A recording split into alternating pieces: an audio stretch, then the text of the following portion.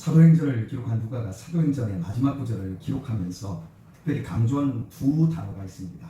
첫 번째 단어는 지난 시간 상세하게 살펴본 담대하게이고, 두 번째는 거침없이입니다. 우리가 가진 한글 성경은 하나님의 나라와 주 예수 그리스도에 관한 것을 가르치되 그 많은 사람이 없었더라 이렇게 나왔는데요.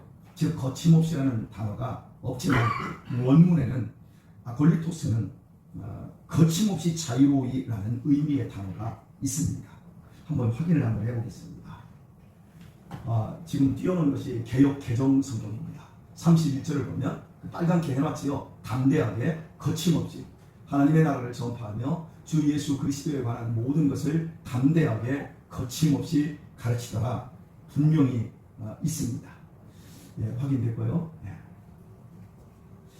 한글 개역 성경은 완곡하게 의역을 했고요. 뒤늦게 번역한 한글 개역 개정 성경은 직역을 해버린 겁니다. 이는 그 많은 사람이 없다는 소극적인 표현보다는 거침없이라는 적극적인 표현이 원문의 의미를 더 살려내기 때문입니다. 거침없이 전하더라, 얼마나 강렬한 말입니까? 그 말은 그마지 않든 거침없이 전한다는 의미입니다. 바울 사도가 복음을 전할 때에 복음은 유대인들에 의해 금지되어 있었습니다. 구주 예수님을 죽인 유대인들은 교회를 말살하는 것을 지상 목표로 삼았고, 그 중에 바울은 제거 대상 1순위였습니다. 그럼에도 바울은 유대인들의 회당을 중심으로 거침없이 복음을 전하면서 오늘의 본문에까지 이르게 되었습니다. 바울은 지금 세를 내고 얻은 로마 변두리의 싸구리 헛간에 2년째 연금당해 있습니다. 뿐만 아니라 평생 그를 괴롭혔던 지병에 시달리며 손에는 한 병사와 함께 착고가 채워져 있었습니다. 바울은 인생 말년에 인간이 당면할 수 있는 최악의 상황 속에 있었습니다. 그럼에도 찾아오는 모두를 거침없이 영접하였습니다. 뿐만 아니라 하나님의 약속한 복음을 거침없이 가르쳤습니다. 신약성경 에베소서, 빌립보서, 골로새서, 빌레몬서를 거침없이 기록한 것도 바로 이 열악한 환경에서였습니다. 복음을 전파하는데 바울에게는 그 어떤 악조건도 장애물이 될 수는 없었습니다. 이는 자신을 불러주신 주님의 은혜가 너무나 크고, 자신이 연약하면 연약할수록 도리어 강하신 주님의 섭리가 더욱 커지며 더욱 신비롭게 성취됨을 바울 자신이 알았기 때문입니다. 좋은 권위와 나쁜 권위를 평가하는 기준은 따르는 자들에게 자유를 보장하는가 아닌가에 달려 있습니다. 자유를 보장하지 않는 권위는 횡포입니다. 부모라 할지라도 자녀에게 자유가 보장되지 않는 건 횡포입니다. 폭력입니다. 참된 권위는 자유를 보장합니다. 창세기에서 확인되듯 인간을 자유가 보장된 자유의지를 가진 존재고, 창조하신 하나님의 권위가 참된 권위입니다. 그러나 불순종한 아담과 하와 이후 모든 인간은 자유의지에 심각한 훼손을 입고 태어나게 되었습니다. 그런데 자유의지가 훼손된 줄을 몰라요. 오늘날 권위에 대한 심각한 집단적 저항과 전통과 어른에 대한 부정의식은 바로 참된 자유를 잃어버린 상처 때문입니다. 인간을 구원하는 예수 그리스도의 복음 권위의 두려움과 의심을 품는 것 역시 참된 자유를 잃은 상처 때문입니다. 주님에 대한 순종은 인간의 개성과 의지를 말살하는 것이 아닙니다. 도리어 개성을 피어나게 하고 자유의지를 더 풍성하게 만듭니다. 참된 생명과 자유에 눈을 뜨게 하여 참된 분별력을 갖게 해줍니다. 주님을 모르는 사람들은 자신의 생각이 자유롭다고 생각합니다. 그러나 실제로 사람들의 생각은 자유롭지 못하고 죄에 붙잡혀 있습니다. 그러니까 그 하찮고 시시하고 나쁜 것 하나도 끊거나 제거하지 못합니다. 문화적으로 사상과 세계관이 모두 노예로 잡혀 있습니다. 스스로 자유롭다고 하지만 실제로는 하나님을 아는 지식을 대적해서 높아진 거짓된 자기 주장들 뿐입니다. 자기를 높이고 자기를 행복하게 만들겠다고 죽도록 노력하지만 이루어지지 않습니다. 왜냐하면 그것은 거짓이기 때문입니다. 인간이 가진 많은 생각들이 거짓과 허위입니다. 망상과 오리와 혼돈 속에서 두려움과 근심으로 사람들은 참된 자유를 누리지 못합니다. 아무리 많은 것을 배운 지성인이라 할지라도 예수 그리스도의 권위를 모른다면 거짓에 더욱 물들어 있을 뿐입니다. 아무리 자유로운 물질을 소유했다 할지라도 예수 그리스도의 권위를 모른다면 도리어 그 자유는 그 사람을 해치는 독이 됩니다. 예수님께서는 요한복음 8장 33절에서 이렇게 말씀하셨습니다. 진리를 알지니 진리가 너희를 자유케 하리라. 하나님의 사랑을 알고 하나님의 참된 권위를 참으로 알 때에만 인간은 자유할 수 있고 행복할 수 있습니다. 이때에만 인간은 어떤 경우에도 거침없이 살 수 있습니다. 어떤 것에도 얽매이지 않고 자유로울 수 있습니다. 아이러니하게도 인간이 가장 그리는 것이 자유입니다. 물질의 자유, 시간의 자유, 건강의 자유. 그러나 막상 그 자유가 주어지면 그것만큼 불안한 것이 없음을 느낀답니다. 자유로운 시간이 주어지면 시간을 어떻게 써야 할지 당황하고 자유로운 물질이 주어져도 더욱 불안해진답니다. 그래서 그 불안을 잊기 위해 사람은 다 딴짓을 한답니다. 즉 주어진 자유를 잘못 사용하여 자신을 망치는 대로 가는 거지요. 왜 그럴까요? 자유란 방종이 아닌 주어진 만큼 반드시 거기에 상응하는 책임이 따르기 때문입니다. 에덴에서의 자유는 엄청난 자유였지만 그 자유란 선악과를 먹지 않아야 할 책임 안에서 시행되는 자유였습니다. 그 책임을 감당하지 못했던 아담과 하와 이후 모든 사람은 자유에 대하여 원하면서도 불안을 함께 가지게 된 것입니다. 그 자유에 대한 책임을 감당 못하는 것입니다. 많은 책임 중에 인간에게 감당 못할 가장 무거운 책임은 죄에 대한 책임입니다. 바로 그 무거운 죄의 책임을 예수님께서 십자가에서 나 대신 죽으심으로 감당해 주셨습니다. 죄의 책임을 예수님이 지시고 우리는 그 죄의 책임 대신 죄에서 자유를 우리에게 주셨습니다. 말 그대로 할렐루야입니다. 그러므로 시간과 물질과 건강의 자유가 주어져도 더욱 불안해지는 인간에게 필요한 것은 예수님을 구주로 믿는 것입니다. 우리 자녀들이 좋은 대학 가고 좋은 직장에 들어가서 연봉 1억씩 받고 좋은 집에서 떵떵거리고 살아도 가장 먼저 예수님을 구주로 믿는 것이 필요한 겁니다. 예수님 안에서만 인간의 자유는 드디어 온전해집니다. 복음 안에서만 참된 자유와 평안을, 행복을 함께 누리게 됩니다. 여러분이 잘 알듯이 미국 동부에 있는 뉴욕항에는 자유의 여신상이 있습니다. 미국이 참된 자유를 가진 나라임을 상징하는 거대한 신상입니다. 하지만 오늘날 미국의 자유를 보십시오. 술과 마약과 총기 사고와 인종차별로 골머리를 앓고 있습니다. 온갖 방종과 폭력이 거침없이 자행되고 있는 미국의 자유란 실은 뒤틀려진 자유라 할 수 있습니다. 그 진짜 자유 아닙니다. 미국의 자유가 온전해지려면 미국 동부의 반대쪽에 미국의 죄를 책임진 예수 그리스도의 대속하신 십자가상이 세워져야 합니다. 그것도 단순한 조형물이 아닌 미국 국민들 마음에 예수 그리스도를 향한 참된 신앙이 관통되어야 합니다. 그때야만 미국은 초대 청교도들이 세운 참된 자유민주주의의 전통이 온전히 회복되어 세계를 책임질 수 있는 나라가 될 수 있는 겁니다. 미국뿐만 아니라 우리나라에서도 대부분의 사람들이 참된 자유를 잃어버린 채 혹은 모른 채 본능에 갇혀 살고 있습니다. 물질적, 시간적, 지식적인 자유를 얻은 소수의 사람들이 누리는 거침없는 삶이란 실은 더 큰 의존에 불과합니다. 엄마 품에 대한 애착에서 시작된 원초적인 자유가 자라면서 죄송합니다. 오랜만에 한번 지적을 할게요. 벌써 주무시면 어떻게 하지? 좀 주무시지 마세요. 제가 마음이 너무 아파요.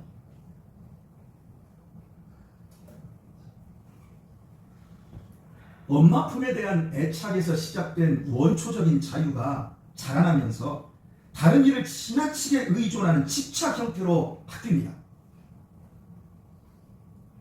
알코올을 집착하게 되고 마약을 집착하게 되고 도박, 게임, 성 중독의 폐, 이 모든 것들이 엄마 품에 대한 애착에서 시작된, 그래서 그게 지나치게 나간 거예요. 그래서 이런 알코올이나 마약, 도박, 게임, 성 중독의 폐로 발전하여 자기를 망치며 서서히 멸망을 향해 죽어가는 겁니다. 우리가 자녀들을 키울 때 자녀들을 너무 부모에게 의존하게 만들고, 아니면 게임이나 컴퓨터나 공부도 마찬가지입니다. 공부에 너무 의존하게 하면 안 되는 거예요. 그 어떤 것도. 그렇게 되면 그리스도를 못 만나요. 그는 서서히 멸망을 향해 죽어갈 수 있는 거예요. 인간의 참된 자유란 오직 예수 그리스도를 아는 데서 옵니다. 교리적으로 배운 알을 의미하는 것이 아니에요. 예수님을 인격적으로 알고 만나는 거예요.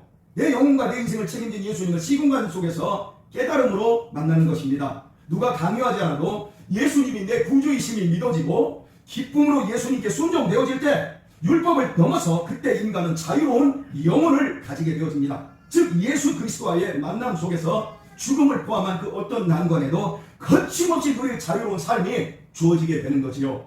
마지막까지 거침없이 복음을 전하며 순교로 삶을 마감한 바울은 고린도후서 10장 4절과 5절에서 다음과 같이 말했습니다. 우리의 싸우는 병기는 육체에 속한 것이 아니요 절대 육체에 속한 게 아니에요.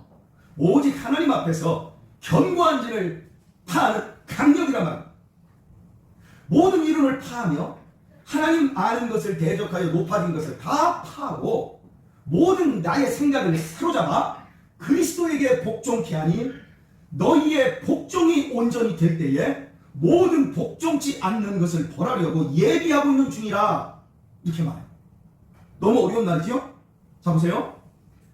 우리가 하나님을 아는 지식을 대적하여 스스로 마음이 높아져 있어요.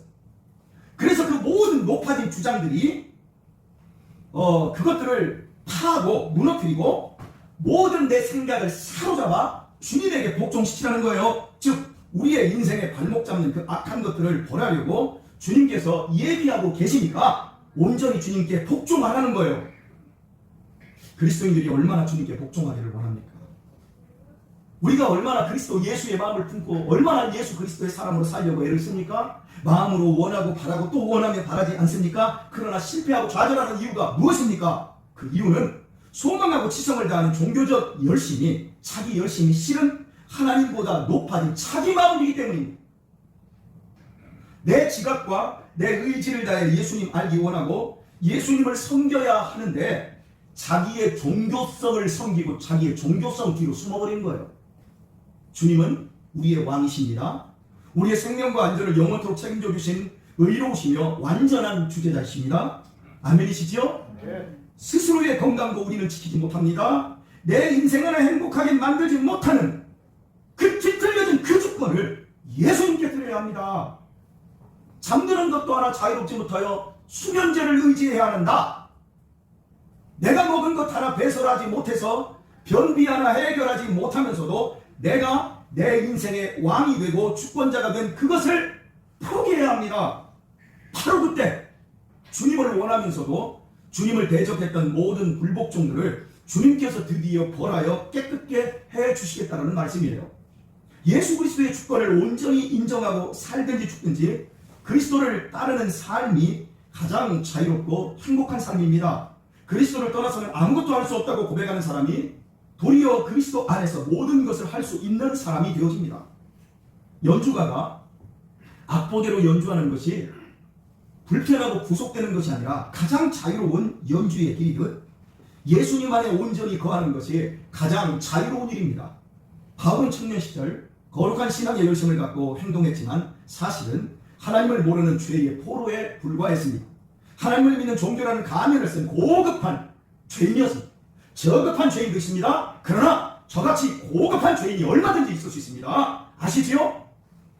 하나님을 믿는 종교라는 가면을 쓴 고급한 죄인에 불과했어요. 그러나 불행은 그 거짓된 진실을 바울이 전혀 모르고 있었어요. 스데반을 죽이는데도 양심의 꺼림이 없이 옷을 맡을 정도였어요. 예수 믿는 사람들은 다 예루살렘 유대 지역에서 다 제거하고 죽이는 것도 모자라 다마스커스 가서 거기까지 가서 원정 가서 예수 믿는 사람들 다 잡아 죽이러 갔습니다. 그것도 하나님의 이름으로 하나님이 기뻐한다고 생각을 했습니다. 거짓된 진실을 전혀 모르는 거예요, 사람은. 이런 바울을 주님께서 다메섹 도상에서 쪽집기로 집어내듯이 당신의 자녀로 당신의 종과 증인으로 불러내어 주셨습니다. 바울이 그리스도께 붙잡히게 된 그때부터 바울은 학연, 지연, 혈연에 의존된 가짜 자유를 벗어던질 수 있었어요. 여러분 주변에 학벌 좋고 성공했고 돈 많은 사람들이 누리는 자유, 그 자유의 그 뒷면에 있는 음란하고 더럽고 추잡하고 악하고 추악한 것들 여러분이 보실 수 있어야 돼요.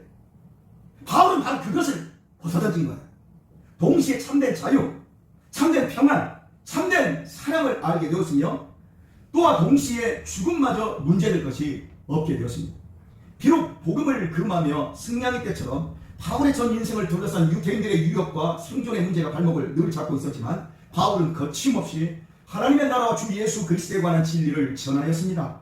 그리고 오늘 본문의 최악의 노년에도 불구하고 거침없이 복음을 전했습니다. 그는 참된 자유인이었기 때문입니다. 참된 자유보다 강한 권력이 없어요. 인격적으로 예수 그리스도를 아는 참된 진리에서만 세상을 이기는 참된 자유가 나옵니다. 돈이 지식이 세상을 이기지 못해요. 참된 예수 그리스도를 아는 자유만큼 강한 권력이 없어요. 그 권력을 취하실 수 있기를 축복합니다. 삶은 모두 불확실해요. 오직 확실한 것 하나 있어요. 그것은 내가 죽는다는 것밖에는 확실한 게 없어요. 오늘 살게 될지 내일 죽을지 우리는 아무것도 몰라요. 내가 결혼을 행복한 마음으로 시작했지만 이혼을 하게 될지 인생이 끝장날지 아무것도 몰라요. 내 자식이 오늘 태어나서 너무 기쁘지만 며칠 있다가 그것이 슬픔으로 바뀔지 아무것도 보장된 게 없어요. 인생은 그러나 딱 한 가지 보장된 거, 그것은 우리 인생을 모두 처참하게 죽는다는 겁니다. 죽음은 개인의 존재를 무력화시켜요. 언젠가 죽을 수밖에 없는 확실성 속에서 삶이 무슨 의미가 있겠습니까?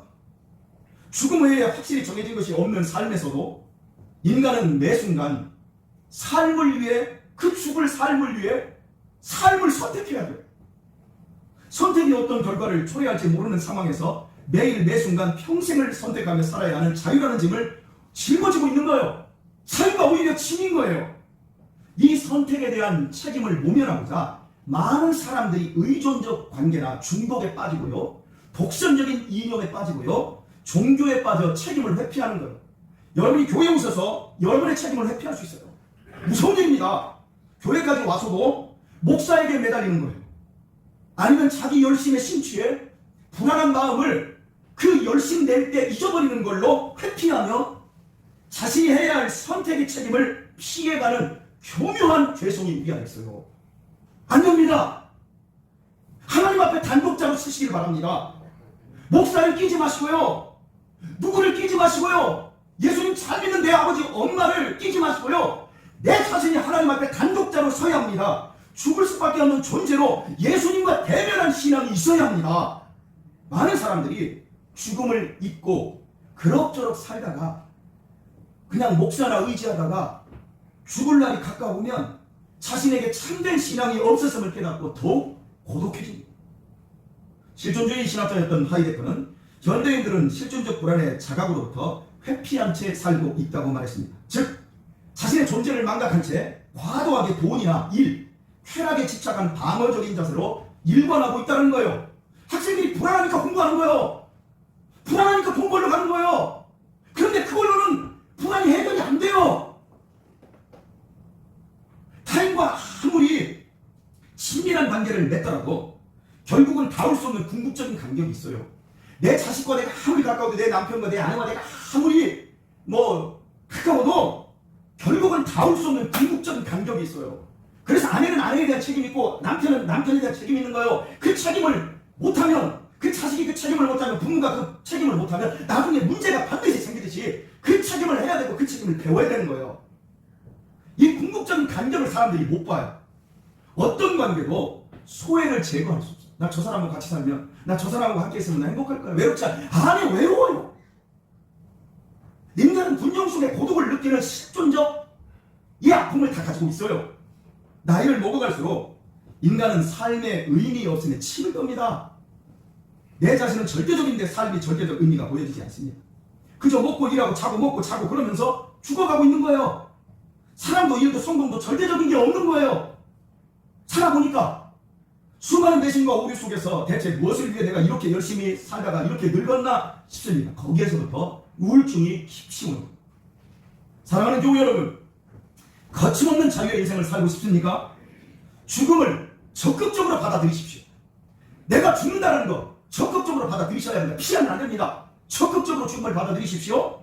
죽음을 진정으로 받아들일 때만이 우리의 삶은 진정으로 죽음을 이기고 살아나신 예수 그리스도에게 전환될 수 있습니다. 하나님 아는 것을 대적하여 높아진 모든 이론, 모든 종교적 이론 다 파해버리고 모든 생각을 사로잡아서 그리스도에게 복종하는 데에 우리의 거침없는 차이가 있습니다. 우리는 죽어가고 있어요. 지난 일주일을 살았습니다만 우리 지난 일주일 동안 죽어간 거예요. 오늘 하루를 살면 우리는 그만큼 죽어가는 거예요. 죽음을 받아들이십시오. 한탄하고 울면서 울음으로 죽음을 회피하지 마세요. 울지 마세요. 받아들이십시오. 육신의 삶은 유한함 그 자체임을 내 삶에 받아들이셔야 합니다. 나는 연약한 인생임을 받아들이셔야 합니다. 그때에만 비로소 우리는 예수 그리스도 안에 있는 생명의 눈을 뜨고 그 안에서 의미 있는 삶을 선택할 수 있습니다. 진정 고독한 사람만이 예수님과 참된 관계에 맺기가 가능해지고 비소유적 사람으로 타인과 관계를 맺어갈 수 있는 거예요. 얼마나 예수 믿으면서 따지는 게 얼마나 많아요. 내가 이 사람한테 이렇게 밥 한 끼 쌌으니까 저 사람들한테 밥 한 끼 사야지 이러면서 밥 한 끼 내가 2번 샀고 저 사람이 안 샀으면 저가 예수 잘못 믿어 이러면서 얼마나 소유적 관계로 우리의 인생이 이렇게 병들어 있습니까? 그러나 예수님과 참된 관계에 맺기가 가능해지면 비소유적 사랑으로 타인과도 아름다운 관계를 맺어갈 수 있어요. 행복은 직접적으로 추구하게 되면 더욱 행복이 멀어져요. 잠깐의 만족이 지난 후 더욱 깊은 고통만 참여합니다. 하나님의 나라와 예수 그리스도의 복음을 추구해야 합니다. 예수님의 이 세상에 어떤 도피처도 없습니다. 회피하는 것은 시간 낭비이고 문제를 더 크게 만들 뿐입니다. 속지 마십시오. 하나님에 대해 높아진 마음을 예수님께 내려놓으셔야 합니다. 예수님을 믿습니까 여러분? 예수님 아시지요? 잘하셨습니다. 그래서 제가 훈련드립니다. 지금보다 더 예수님 알기 위해 노력하시기를 바랍니다. 하나님의 말씀을 알고 그 말씀대로 살고 그 말씀을 성취하기 위해 거침없이 사랑하고 거침없이 순종하고 거침없이 충성할 때 생겨나는 삶의 부산물이 행복입니다. 우리 삶의 존재의 의미는 추구하는 것이 아니라 발생하는 데서 얻게 됩니다. 몸 보신과 안위가 아닌 거침없이 믿음을 따라 나의 상황과 상태는 어쨌든 간에 나는 죽어가고 있고 죽을 수밖에 없기 때문에 나를 살리신 그 하나님 앞에 믿음을 따라 거침없이 순종하며 살아갈 때 얻어지는 것에서 자유와 평안과 행복이 나오는 거예요. 여러분이 아시다시피 제가 지난 주간 제 아들들과 도보로 시작한 국토종단을 마쳤습니다. 임진각에서 시작하여 530km 1300리길 22일의 대장정 끝에 해남의 땅끝 벼랑끝 이제 더 이상 바다 나갈 데가 없어서 그 앞에 선 소회를 제가 밴드에 이렇게 밝혔습니다. 드디어 한반도의 땅끝 한 걸음이 1300리를 일구고 마지막 발걸음이 벼랑에서 멈추었네. 내 인생 종족길도 이와 같으리. 그러나 다른 점 인생 종족 끝 벼랑이 아무리 무서워도 천국을 향해 비상하는 활주로라니. 걷는 동안 교통사고의 위험과 안전사고의 위험이 계속 따랐어요. 그리고 발의 물집은 생긴데 또 생기고 생긴데 또 생기다 보니까 한번 세보니까 18군데가 물집으로 이렇게 발 위까지 생기더라고요. 그리고 배고픔, 체력 고갈, 비바람이 앞을 막고요. 높은 고개로 인해서 고개를 5개를 넘었습니다. 정말 헐떡거렸거든요. 그리고 중간에 뱀도 여러 번 만났고요. 뱀의 위험도 있었어요. 또 갈증도 심했고요. 이런 난관 앞에서도 거침없이 나아갈 수 있었으면 그것이 우리 모두의 선택이었기 때문입니다. 우리 아이들도 아버지 때문에 끌려간 게 아니에요. 처음에 하자 했던 것이 우리 아이들이었습니다. 도리어 저보다도 원하였고 우리 아이들이 스스로 선택한 길이었습니다. 무엇 때문에 생고생하냐? 징한네. 이런 비아냥도 받았습니다. 그러나 저와 제 아이들은 억만금을 주고도 살 수 없는 행복과 보람과 평생 잊지 못할 아름다운 추억을 얻었습니다. 이는 저와 제 아이들이 선택한 자유의 결과이자 하나님의 은택이었습니다. 오직 하나님을 찬양합니다. 같은 날 최진수 집사님께서 올린 주옥 같은 글이 있는데 같이 나누도록 하겠습니다. 그리스도인은 무엇으로 사는가? 누구나 똑같은 나그네지만 세상은 살수록 공포스럽고 믿음은 살수록 보람차다. 고초에 널린 감사와 기도거리, 감사를 놓치면 불평이 되고 기도를 놓치면 원망이 된다. 하늘나라를 사모한다면 감사로도 하루가 짧고 기도로도 하루가 길다. 여기까지입니다. 이제 불을 좀 켜주시고요.